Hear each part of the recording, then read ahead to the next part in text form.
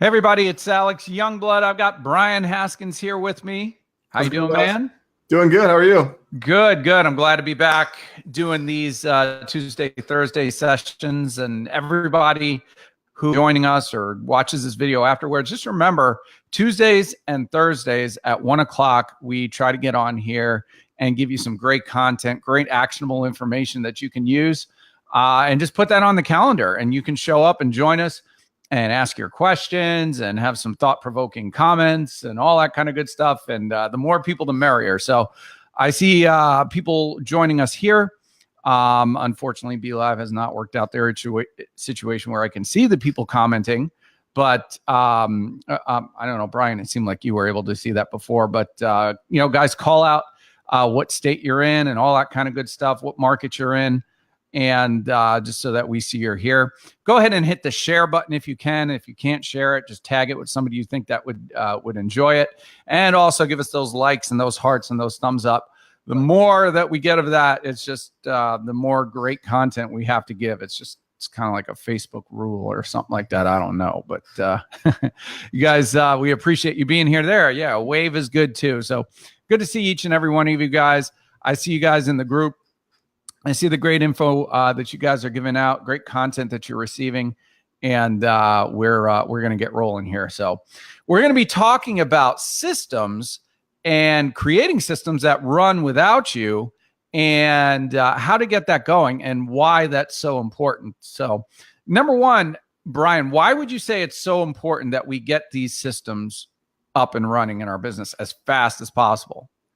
Well, that's a good question. I mean, obviously, there's lots of benefits to having systems in your business, but for me, one of the things that I always thought about was that if I create these systems once, then they're going to work for me over and over and over again. So I can focus on the tasks in my business that are going to make me the most money. I can focus on the things that are really, really important instead of getting bogged down with a lot of the little details, because as you already know, even if you've been in this business for 1 week, you realize that there's a ton of stuff that you need to do, or things that you think you need to do.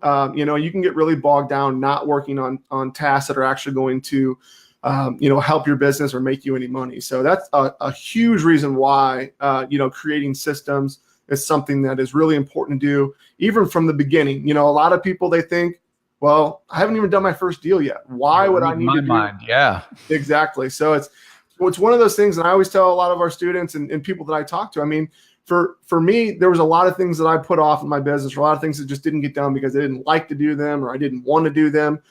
So the earlier on you can get started outsourcing your business, the better it's going to be for you. Yeah, it's amazing. A lot of the little things that you can do in this business can make you a ton of money on these menial tasks, right? And the reason why a lot of people don't do these things is because they're, in fact, menial and a pain in the neck and something that you have to keep up with and things that just fall through the cracks, right? So if you don't systematize it and put it in the right order, it's just not going to get done. And in fact, you should not be doing it as a business owner, because if it's something that can be outsourced for $3 an hour, $4 an hour, $5 an hour, whatever it is, you should not be doing it, because your time is worth that much more. So it's very, very important to get these systems up and running right away, right? Because a lot of people, right, they're in this business and they work a job. And if you're working a job, I mean, it's really hard to do this type of stuff and get it done consistently and benefit from it and make money off of it, right? So it's really, really important to get these done right away. And a lot of this we're talking about comes down to systems for marketing for motivated sellers. Now, obviously, there's lots of other different systems that you can put in place, right? Like from getting your marketing set up and just like different reporting and type things. But I'm talking about being able to really hone in on marketing that a lot of people are not doing because it is such a pain in the neck to get up and running, right? So, like, Brian, what would you say are some of these niche marketing things we want systems set up to do because a lot of people aren't doing it just because of all the processes that go into it? Absolutely. So there's a lot of different lists that are out there that are hard to get. There's a lot of legwork required. depending on your area, tax delinquents is a good one that is not always readily available. Sometimes there might be 4 steps, 5 steps, 10 steps that you have to go through to get the list, compile it, figure out, the most updated information. That's just one example. I mean, obviously there's other things, like code violations in some areas, probate lists in some areas, a lot of those different types of lists that are hard to get a hold of. If they're not readily available, there's less people that are going to go through doing that, just like you said, because it's harder to do. So that's a great example of something that you can have a virtual assistant do for you. They can go into your records in your county if it's available online, or by pulling different lists. Like, for example, in my area here with tax delinquents, we end up getting essentially a PDF. And that PDF looks like, an Excel spreadsheet that you can tell was an Excel spreadsheet, which would be so easy if they would give you that. Right. Come up with a way to get that into some kind of format that you can play around with. And there might be 800 or 1,000 names on that list. And that's just one example of something like that. So that's a perfect thing that you can have a virtual assistant do for you. Yeah, I mean, a lot of people think, oh, if only I had the tax delinquent list, or only I had the code violation list. And then you go through your county or your city or whoever it is, and they give you the list, and you're like, oh man, what in the world? How do I do it? Right? They might give you partial information. They might give you just property GPIN records or parcel numbers. And then you have to try to cross it with your other list to try to pull out what the actual property is. There might be parcel information that's all crammed together, and now you can't figure out how to separate it out into so it's mailable or formatted correctly for skip tracing, whatever it is. There's just so many things there that you need to be able to get done in order to maximize these lists. That's why it's so important to really get this down, because a lot of people, they get that list and they're like, oh, I have the list, but now I don't know what to do with it. Right. So this actually is a really good example maybe of what we should talk about in setting up a system to handle exactly that. So let's say we get a list, whatever it is, right? Well, step one, number one is we have to identify and be clear on what we're trying to do. Right, Brian? Absolutely. So we're going to walk through kind of what we would do if we were to hire a virtual assistant or create a system for someone to follow.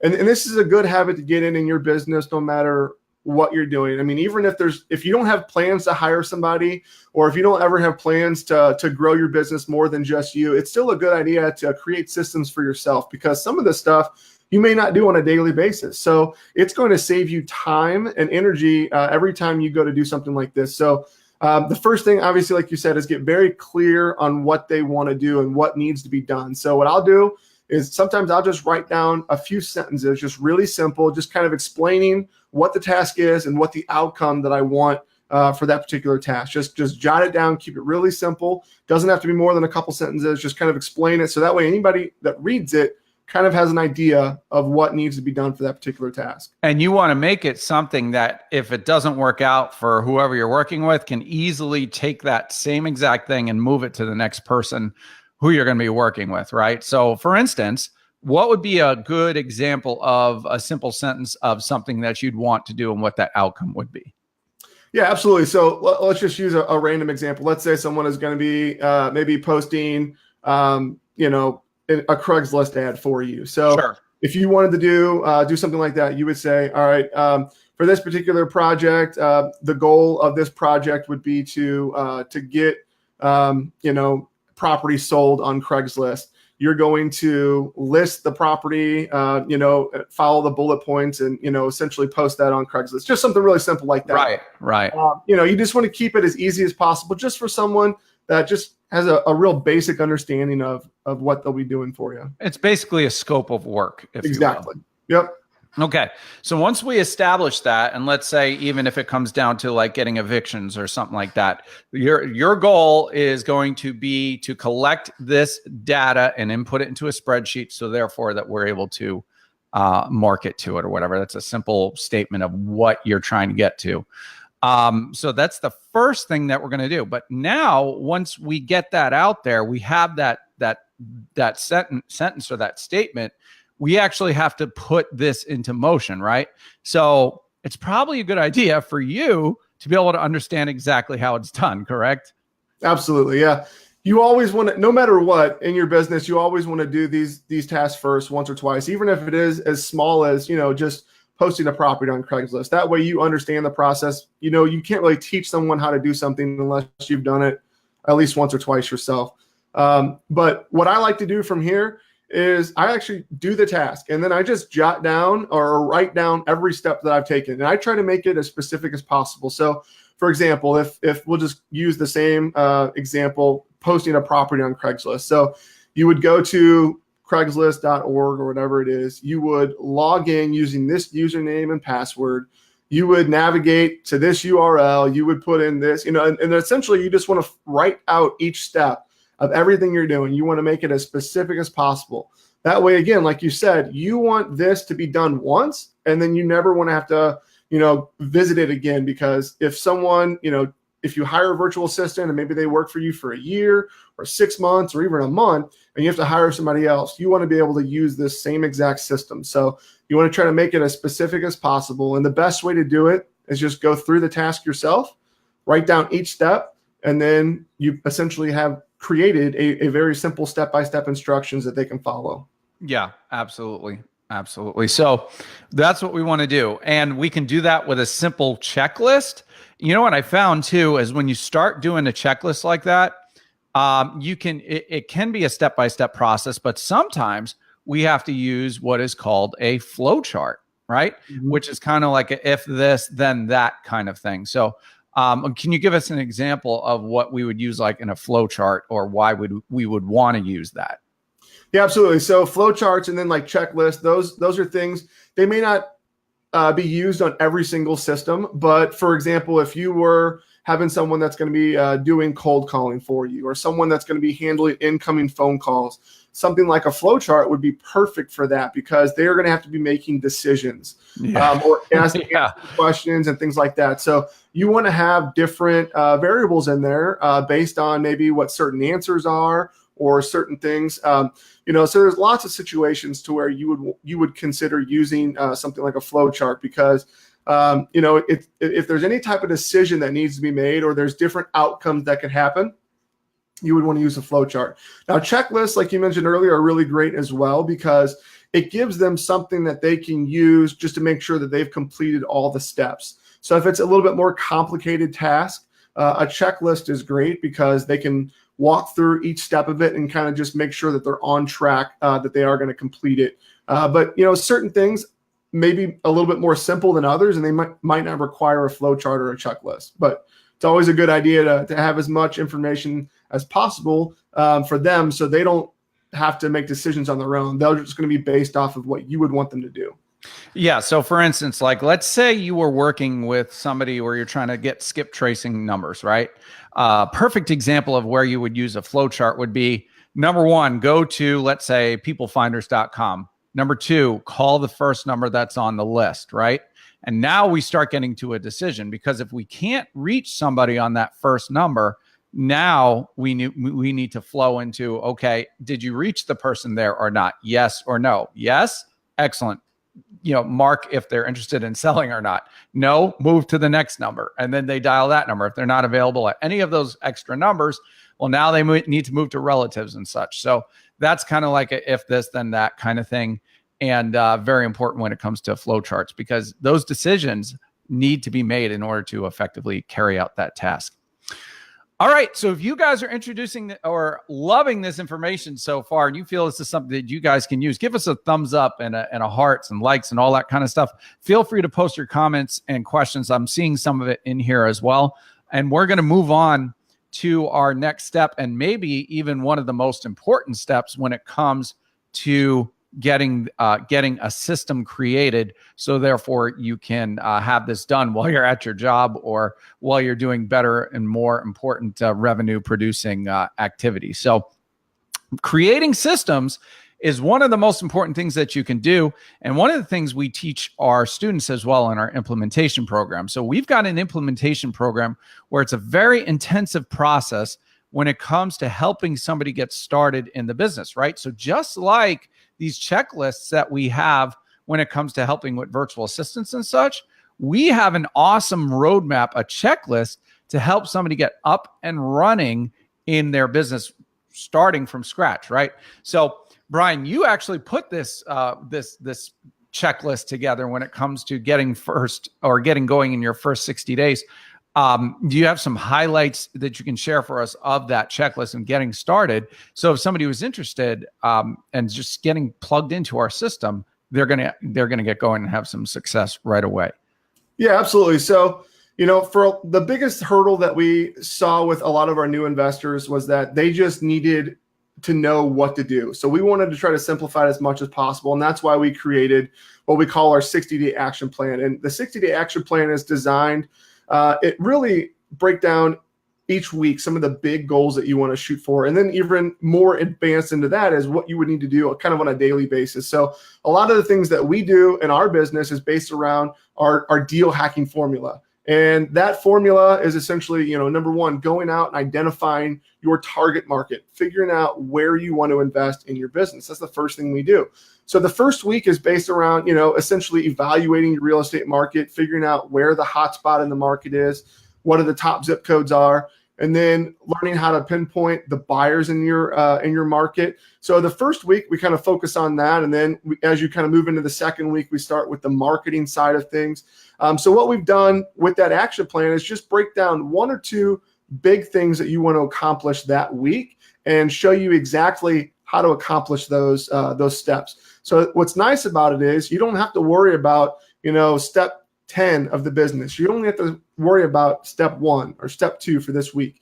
Once you accomplish those, we move on to the next week, and you kind of have those goals. And that's really what's important whenever you're looking to, essentially be successful in real estate. You don't want to focus on every single part of the business. That's how you get bogged down and get kind of analysis paralysis. So we've really simplified the whole process and really just giving you a couple big, milestones for that week that you want to accomplish. And that's a really great way for you to be successful and not get super bogged down. And we've got some checks and balances along the way too, right? So we actually have something that is really awesome. I don't know if I'm more hyped about it than I should be, but this scorecard that keeps you focused on a daily basis. I mean, once I took this scorecard that I was implementing with one of my cold callers and virtual assistants, and it really skyrocketed his results because it spells out, you set a goal for the week of what you're trying to do. And then from there, you input your numbers on a daily basis. And at the end of the week, you can actually see what you ended up with. And then it will actually say, here's what you need to set your goal for the next week. So it forces you to increase your production based on that, or helps you set up the right expectation for that kind of thing. So that's part of a checks and balances thing. And also when we're talking about checklists and getting things done in your business, when it comes to learning this business, we've got those in place too, and that's in our implementation program. So if you're interested in that, you can apply for it. Brian's going to put a link down and you can apply, and we will have a strategy session call with you and talk to you and see if it's something that will work for you in your business, or if it's something that something you might want to consider down the road kind of thing. So we're currently accepting a few more students into it. We're excited about the results that we're seeing from our current students. We've got virtual students that are investing from New York into Memphis, from I believe, I'm trying to think of where, one guy from Los Angeles to North Carolina. Yep, Los Angeles to North Carolina, and then somebody, a recent student actually from, I can't remember what state he's in. New Jersey to Colorado Springs. Yeah, from New Jersey to Colorado, and they're all having great success. It's awesome to see, and we're looking forward to bringing on some more students and getting some more great success stories from that. So yeah, hit that link up if you're interested, and we'll talk to you. So step 3 in this process of setting up those checklists and setting up these right systems and stuff like that. If you're ready for us to unveil the big last step, give us a thumbs up, and we'll reveal that. And it's really, really important because, back in the day, before we could do this, you'd almost have to look over somebody's shoulder, right? And tell them exactly what to do and all this kind of thing. But now they have software that you can use to pretty much create the same exact effect as looking over my shoulder as I'm doing this. and it really puts it in a very easy way to follow, right? So, and that comes down to making videos, right? So Brian, what's your favorite software to use when it comes to making follow me videos, I guess is what we'll call them? Yeah, absolutely. I mean, the great thing about video is so many people learn better visually, and it makes it so much easier if people can just like pause it and kind of follow along. There's a couple different programs that I like to use that are completely free. One that's been around forever is Jing, Jing. Love it. And that particular one, I think it's Jing Project is the URL. But if you just type in Jing into your URL browser, you'll be able to come up with something. Another one that I like to use is called Screencast-O-Matic. That's another one that I've been using. What I like about the Screencast-O-Matic is that it allows you to download the videos. You can also upload them to YouTube right from inside there. It's all free. They do have a paid version, but it's not needed as well. But I like to use that one a lot. And it's really great because you can create a small YouTube channel or something like that just for your virtual assistants, and you can upload videos directly into YouTube, or you can download it and they'll give you a URL that you can send them. But those are some really great ones that are free. I know there's a ton of other ones out there, but those are really user-friendly. They don't cost any money, and they work really well. Yeah, go ahead and post some of those in the comments as well, so people can just click on those and use them. Yeah, and once you got those going, it's really awesome, because then people are just following exactly what you're doing, and it makes it really, really easy to do that. So let's see if there's anything else we wanted to cover here. Oh, okay. So as well, we talked about having a checklist in the beginning of doing this, right? But to finish it off and make sure the task is done correctly, you may want to have a checklist at the end too. So do you have this? Do you have that? Do you have this? Do you have this? Okay. If that's the case, then do that kind of thing. So a final checklist to cap it all off at the end is really good to have too. So another little tip that we wanted to give you guys as well is kind of how to manage all this stuff, because ultimately you want to keep it as simple as possible. Anything that is difficult, you're probably going to put it off. I know I do. So I try to make things really easy, and you want to be able to find all this stuff. So instead of storing it on your computer, one of the things that I like to do is I just make a file, whether you use like Google Drive or Dropbox or some sort of like cloud-based type of system. You can actually create folders and then put your instructions inside the folders, and then the checklist and different things like that can all be easily accessed online.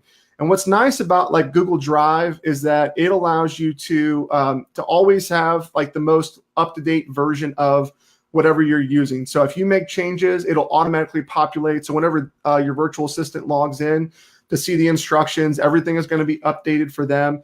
You don't ever have to worry about, emailing the most recent version back and forth. I know we used to do that a lot. Before there was stuff like this around. But if you keep it online, like a cloud-based type thing, to where like Google or Dropbox or something like that, I would highly, highly recommend doing that, because you're going to be able to keep everything in one place. And if anything would ever happen to your computer, you're not going to lose out on the files. And what's also great about it is that if for some reason it doesn't work out with your virtual assistant or employee, you can just turn off their access to it. So you don't ever have to worry about them accessing private information or sharing that, because you can just unshare it with them, and then you can reshare it with whoever else is going to be taking over that position. So that's a really great way to kind of keep everything organized and just make sure that everything is safe and sound. Yeah, absolutely. I love that cloud-based stuff. And I mean, we use the Google Drive for our students, so that way we can share the spreadsheets of their goals back and forth, and where they're at in the business and all that kind of thing. Yeah, that's awesome. All right. Are you able to see who these people are making the comments? We've got a question on top, and we'll address some of these. It says, where is the best source to find good VAs? Who said that? Marcel. Okay. So let's address that. Where is the best source to find good VAs? Just put an ad out like on Upwork, right? Upwork is a really good place to use it. Let's see. What is it? What was one of the other ones? Onlinejobs.ph. Yes, onlinejobs.ph. That's another good one.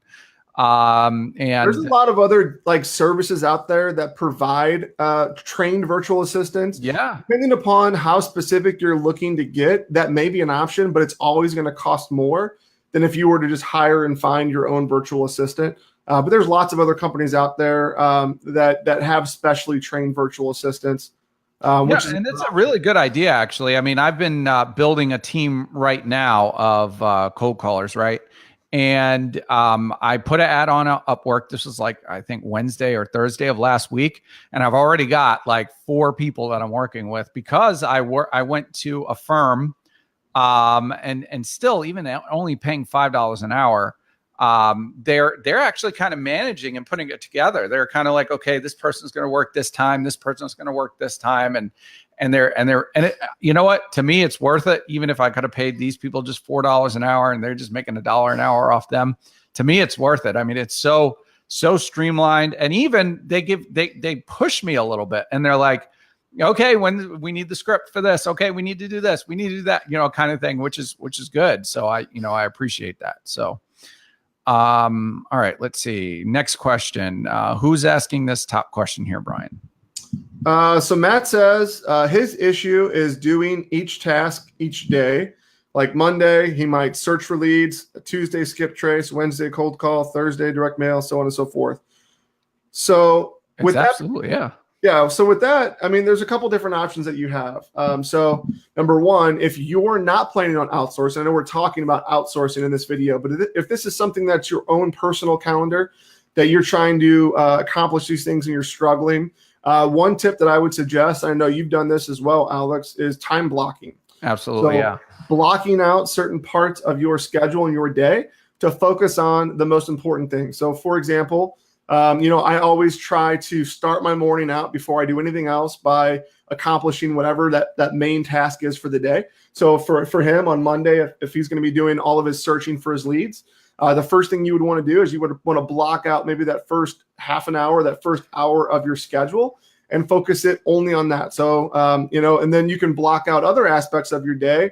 If you're, cold calling, or if you're meeting with motivated sellers, or making offers, or, whatever you're going to be doing and whatever your main focus is, you can block out certain times of your day, and then you can save yourself kind of a miscellaneous, hour or something like that, depending on how much time you have to your business, to where you can try to fit in some of the other stuff that, that maybe doesn't fit in your schedule. But time blocking, as long as you're diligent with it and you keep up with it, might be a good option for you, Matt.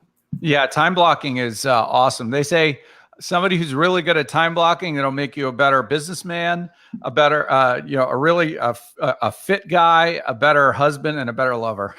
You're really good at time blocking, right? Because you got to take those time blocks and give 100% to each one of those time blocks. That's the magic of it. Because if you start, trying to intersperse and stuff like that, which is the temptation, right? Then it's just one big mishmash strategy. But for instance, if you're time blocking and you're like doing this for your wife or whatever, right? You're going to 100% give her the attention or your spouse that they deserve. And it's just going to make you that much better rather than, oh, my phone's ringing. Oh, I better go check that. Honey, wait, kind of thing. Or you see people sitting at dinner with their spouse and they're looking at their phone, they're definitely not time blocking. So same thing, treat each time block as it's 100% focus. All right. Somebody asked a question. If you're doing this all yourself until you're able to afford a VA, what's the best way to start? Well, I would say, who said that, Brian? Krisha. Okay, cool. So if you are saying you're not able to do this or you're not able to afford a VA, now VAs are $3-4 an hour, right? You're going to start actually the 100% the right way, like we're saying, because you're going to set the system up yourself. And then all you're going to do is take that system and give it to your virtual assistant or whoever it is that's going to be taking over for you. So if you're saying you don't have enough money to start, that's fine. Just go ahead and put that system in place yourself, do it yourself. And then when you get sick of it and you realize your time is worth more than $4 an hour, you give it over to the VA and he'll get running with it. So Corey wants to know what a realistic wage is to pay a virtual assistant that will get you a competent one and retain them. So like what is a wage that's going to get you a good virtual assistant that's going to want to stick with you and they're not going to, try to move on? So you got data entry assistants, which I call, or data mining type. They could be $3-4 an hour. I mean, Your cold callers are going to range a little bit higher. I mean, I've got one that's really good right now for $5 an hour, and I have one that's $8 an hour, right? So that all depends on what you negotiate. But data entry and data mining is going to be usually less than like cold calling type stuff or Yeah, it really depends lead on generators. what area you want to hire your virtual assistant from. So if you are, staying at someone here local in the U.S., obviously that's going to be a significant difference in price than someone from maybe the Philippines or India or some of the other different areas. So it's really going to vary based on where you're hiring a virtual assistant. All right. What's the next comment, or who said the next comment on here? Maybe I need to just look at my phone. I want to try ringless voicemail, but nervous about handling all the calls that might come in. Is there a service that would answer the calls and check for motivation and pass leads to me? Who said that, Brian? Matt Smith said that. Matt Smith again. Okay. Matt, we see you on these calls all the time, man. You got to apply for the mentoring program. you're doing all the right things. We'd love to have you. All right. So there is not, I don't believe, a service that will answer the calls and check for motivation. That's something you really have to set up for yourself. You can get an answering service that will answer calls, but you definitely don't want to do that for ringless voicemail, because you're going to get a lot of calls where people are not qualified and you're just going to burn them out or burn your money because you're having so much unqualified calls. So a really good system to set up for something like ringless voicemail, right? Very easy system to set up. You use 2 different phone numbers, right? The ringless voicemail that goes out is identified as one. And then when you give them the number to call on that, it's going to go to a voicemail that explains the entire system, right? You don't want to call every single person back because they're just not motivated unless they really listen to that voice message and left a message for you there. So only focus on that, I would say. So that simple system there is just going to call those people back that leave messages that say they're interested. Anything else is just going to drive you bananas and burn up a lot of manpower trying to get to something. I mean, I think there are people that call those back, but starting out, I wouldn't do that. All right. Who asks us, what list do you guys target and what company and what criteria? Who said that, Brian? Brandon. Okay. Great question. In fact, that's one of the things that we implement in our accelerator program, implementation program right away, right out the gate, getting that first list together. So the provider is actually ListSource, but we pretty much hack into ListSource in a way that a lot of people aren't doing, and get that set up for your first marketing campaign. So ListSource is the first thing, or getting that list set up is the first thing that we do. And we can get you set up with a list that's only going to cost you 3 cents a name, as opposed to like 8, 10, 15 that some people are paying. Yeah. And this is one of the things too, that I forget to mention on this type of a call. I mean, a lot of our students, I've talked to people just even this last week that they spent upwards of almost $2,000 or $3,000 to acquire their first ListSource list. And that list, we could have gotten them for less than a couple $100. I mean, it's like, it's a major difference.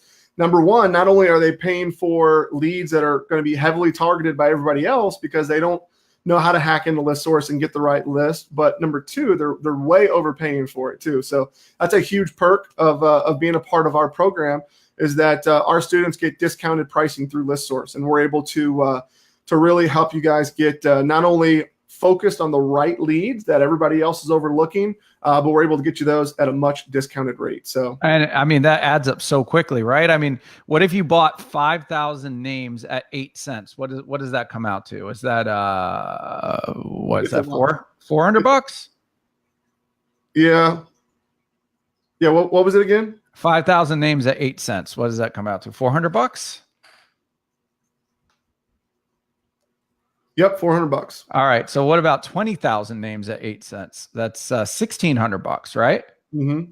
So what if we took that 20,000 name list and put that down to 3 cents a name? What is that? That's $600, right? So there's the difference. 1,800 to 16 to $600 is $1,200 over the course of 3 or 4 months. I mean, that's $5,000 right there.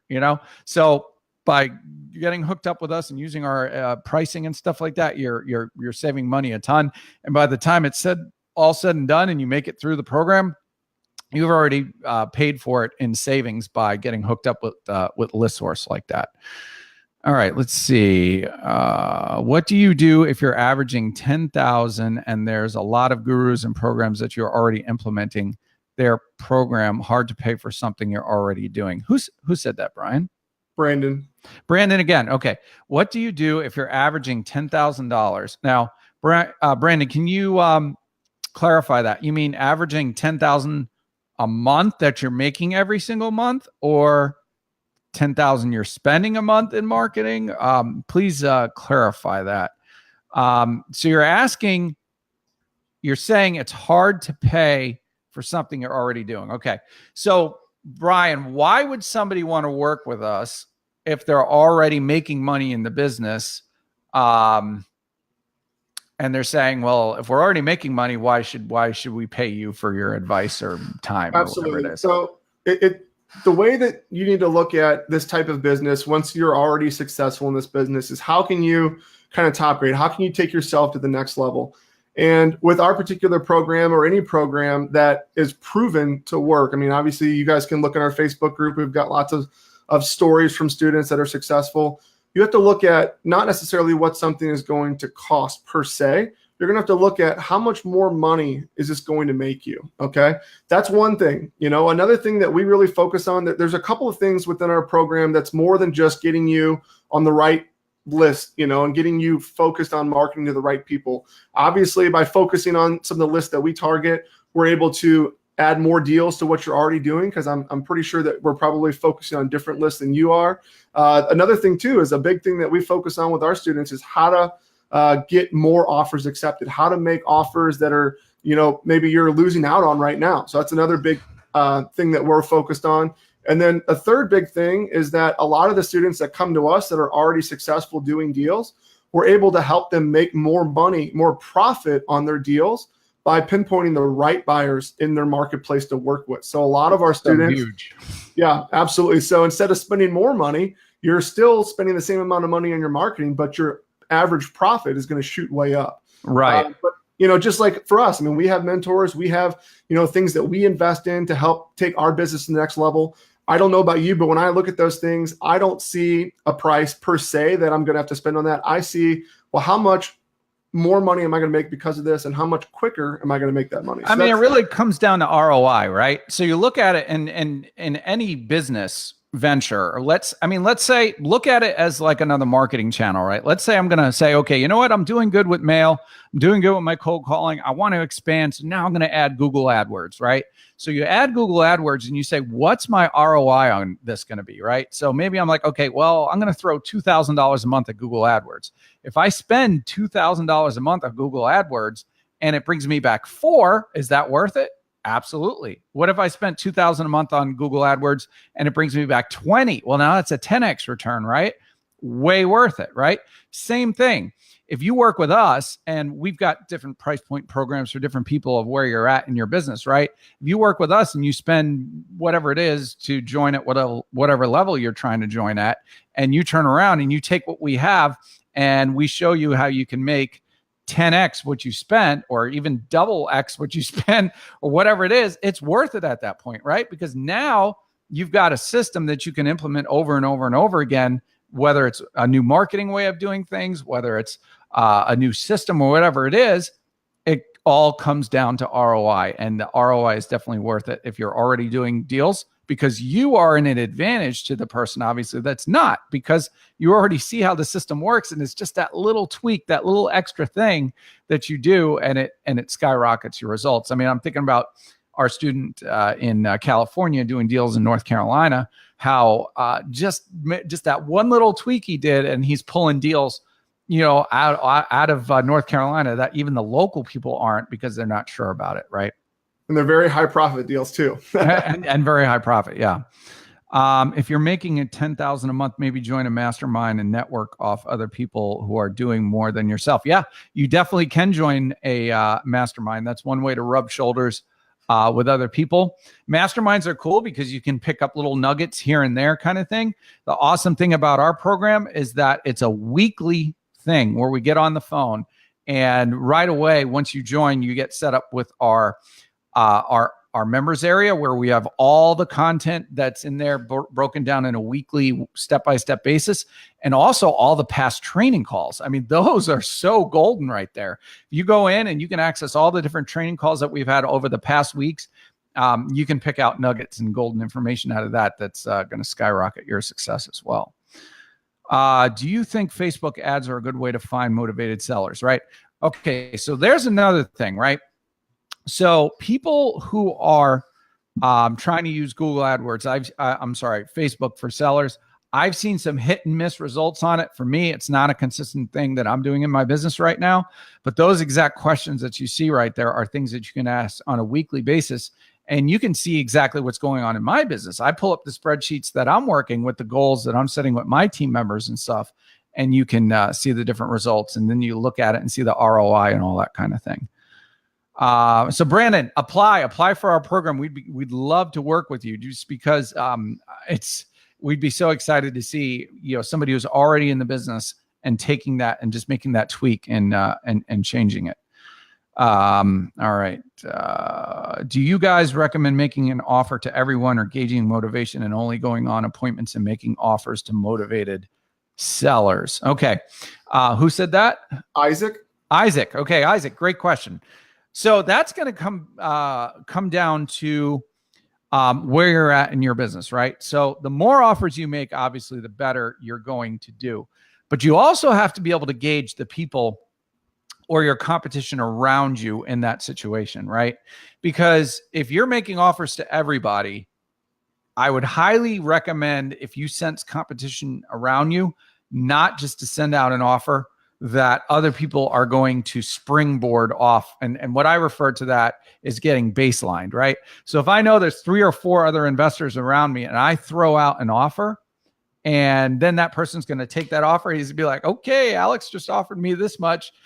You give me 35, you got the deal. Alex is at 30, you give me 31 and you got the deal. There's nothing worse than that. So you really have to be able to assess the situation, right? Now, if it's a cold call situation and there's not a lot of people surrounding it for whatever reason, yeah, I definitely make offers to those people, right? Because what I find when we're cold calling, you're going to need to nurture these leads way more than you will with direct mail, right? So that's one of the things we talk about in our implementation program as well. You really want to gauge what kind of leads you're working with. And cold call leads are definitely way different than direct mail leads, right? So if it's a cold call lead, I would definitely recommend sending an offer to each person that you've talked to, because that's going to weed out that motivation. Because a lot of times cold call leads are not just there yet, right? There's a reason why they haven't gone on Google. There's a reason why they haven't called you on direct mail. They're not ready yet, but you're catching them beforehand and you're going to nurture them along. And that's part of that follow-up process, maybe sending them an offer. Hopefully I didn't give you too much information there. All right. Yes, that's what happened to us. We spent $2,000 on a list and did not get one good lead out of it. Who said that? I don't see that question yet. That's actually a little further down in the line there. Oh, Trisha. Okay. So yeah, if it depends on where you're buying lists from, but it doesn't only come back to where you're getting the list from. It matters how you're processing the list, right? So if you're processing that list in a way where you're just sending mail and you're forgetting about it, maybe you're not going to get good results from it, right? But if you process it correctly and you do some ringless voicemail and you do some cold calling and some mail at the same time and break it into a strategic fashion, that's when you're really going to maximize that list. So we talk about how to go ahead and do that. Somebody's asking, how much is the program? Who said that? Brandon. Yeah, Brandon. We can do a call later today. Like I said, we have a couple different ways that we can help. Depends upon kind of the level of of what you want to do. So the best thing to do is, if you're interested in working with us, any of you guys, we have if you click the link, there's a short video that just kind of talks a little bit about what we do with our students and kind of what we have to offer. You fill out just a really short questionnaire so we can kind of understand where you're at in the business and what you need help with specifically. Once you fill that out, you can set up a time to talk with me, and we'll just kind of lay the program out with you, share with you all the details of everything, and then decide together if it's something that we think would be a good fit. So it really just depends on kind of where you're at, what you're looking for specifically. Everything that we do is based on your needs. So we don't have like a one size fits all type program that we can offer to you. That's why we do everything kind of over the phone, is because we need to kind of understand more about what you need help with. And we put together a very specific action plan and a very specific marketing plan for your specific needs and what your goals are. So just set up a call with us. We'll jump on the phone and just kind of go everything with you and see if it's going to be a good fit for both of us. Absolutely. Absolutely. Yeah. Like I said, we tried the one size fits all before, and we found that if we customize something to where you're at in your business, it works the best. So whether you're brand new and just getting started and you don't know what to do, we've got a program for you. Whether you're getting going and you're just looking to start to scale up, we've got a program for you. And if you're an expert, we've got a program for you as well. And you can benefit from the different setups that we have, even from a pricing standpoint. So, and we've got it set up too to where, I mean, it's really affordable. Like I said, you look at it from an ROI standpoint. If you spent this and you get back that, well, what is it worth it? Well, absolutely. If I spent this and I 10x'd, is it worth it? Absolutely. And it's just an ROI thing. And a lot of people looking at this too, you have to understand that it doesn't just come down to implementing one thing, right? It comes around a lot of little things that you implement, and they come together, and that's where your success comes from. So I can say, hey, go out and mail this list, right? And you can mail it, but what about everything else that comes around with it? Like maximizing your marketing approach, and then also maximizing the way you respond to the seller, and then maximizing your dollars on the flip side when you're selling that contract. So a lot of that comes into success and the way that's going to work out. We have another question coming in from Steven, and this is a really good question. So he says he lives in the Dallas-Fort Worth area, and the wholesale competition is ridiculous out here. But Steven, we hear that from everybody. Trust me, I talk to so many people. It's not just Dallas-Fort Worth. We have some successful students in Texas. It is a competitive market, but it's competitive everywhere. All the big players are spending $30,000 to $40,000 a month. That's everywhere as well. You're always going to have those big players that are spending that much money, but there are plenty of deals to go around. He said there's no way that he can compete with that, and there is, and we'll share with you exactly how. He said he started 2 months ago, so what can he do to effectively find deals in a competitive market? So first of all, I mean, obviously, there's a lot of competitive markets. We have students in some of the most competitive markets, far more competitive than Dallas.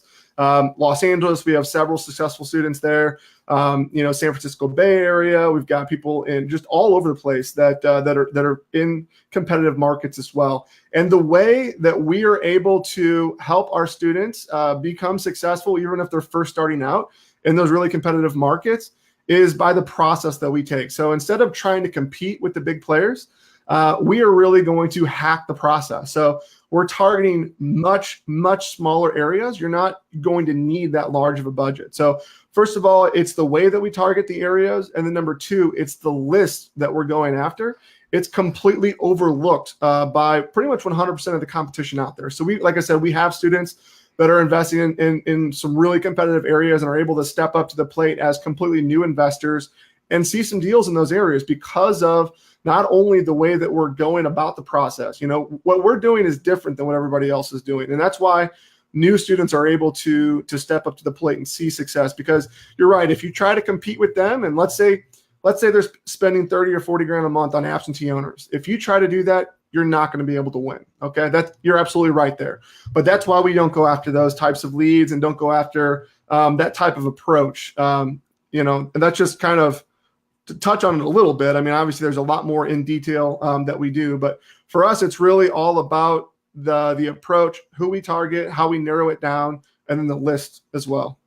Yeah. I mean, if you're going to play the absentee game, right, and I talked about this on our last coaching call, right?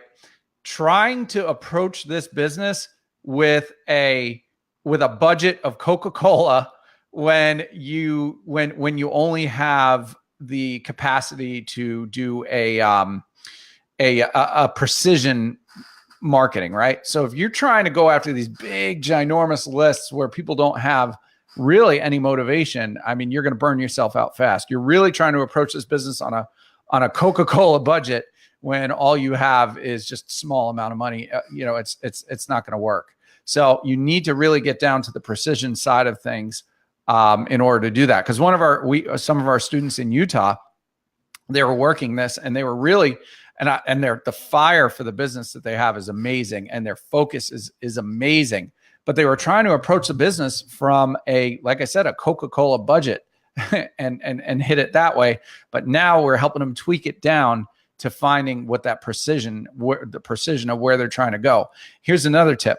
If you're in this business and you're like, man, I need a deal right now. I have to have it now, right? So your timeline is short, right?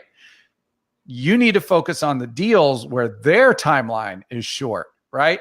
You're in an urgency situation. You need to focus on the people that are in an urgency situation. And that's a little hint for you there when it comes to needing to get a deal right away, right now. Find the most urgent situations and get yourself in between those, and you'll really succeed. All right, let's see what other questions. Somebody said, I'd like to start doing virtual deals. What's the best way to start, and what is your take on making blind offers? Okay, who said that?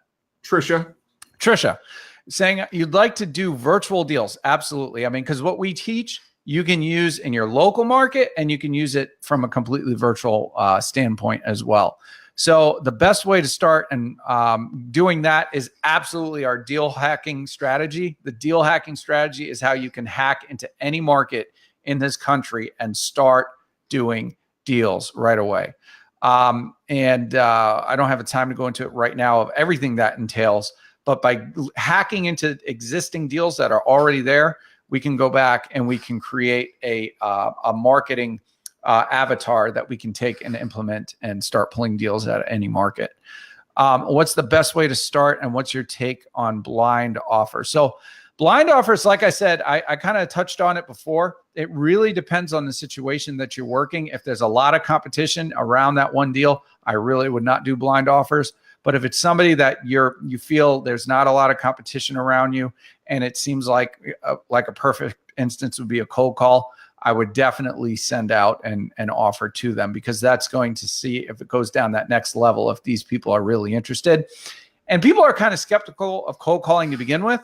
So if you send an offer and it looks good and some kind of a professional offer letter kind of thing, that's something that is really going to make you stand out and make it and kind of seal that deal that this person is serious about my house. All right. Any other questions? Did you see any other questions in there, Brian, that stood out to you? No, that looks like most of them. Okay. Well, if you guys appreciated this, this is one of my favorite calls so far. So I appreciate every one of you and the questions that you brought on here. Check out reiaccelerator.com/mentor. Schedule a call with us.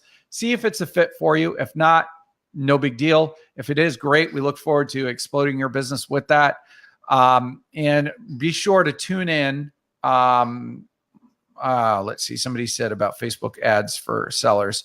Yeah. So I said, I'm not sure 100%. That's not really out there yet in a way that we can really report on those numbers. Like I'm not seeing successful 100% results with that. So again, it's just an ROI thing. So yes. So if you're interested, apply reiaccelerator.com/mentor. Schedule a call with us. We'd be glad to answer your questions and see if we can customize a program that's going to work for you. So we try to meet you where you're at, try to get you to where you're trying to go. Remember, these calls Tuesdays and Thursdays, be here around 1 o'clock. Sometimes something pops up and we can't make it. That's just life. You know, these calls are free. So we do what we can. But show up, let us know as well in the comments if you have anything else you want us to address. And we'll try to do that as well. So we'll see you guys next time. Good talking to you, Brian. We'll see you in the group. Thanks, guys.